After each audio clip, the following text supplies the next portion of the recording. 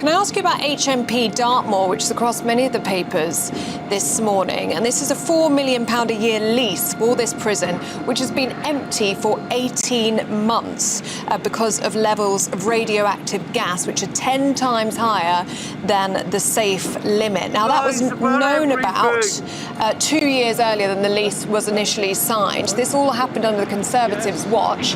This is a needless waste of taxpayers' money, especially when we have such a shortage of prison spaces. We need this prison to be open and safe. Yeah, absolutely. At the moment, Labour are putting through a sentencing bill in Parliament that will let more than 2/3 of people sent to prison for rape, more than 90% of people sent to prison for child grooming to get out of prison earlier.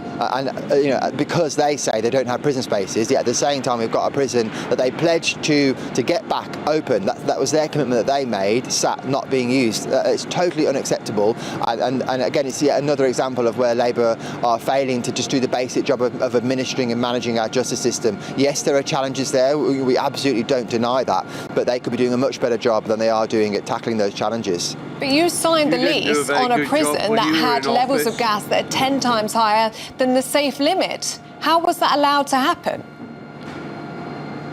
Well, I'm not familiar with how it actually got to that point. Forgive me, it was prior to my time in the justice system. But as I said, they've made a commitment in knowing the facts and seeing the report that have been made about that prison to get it reopened, and they failed to meet that pledge. It's for them to set out if they've made a commitment to do something, why they failed.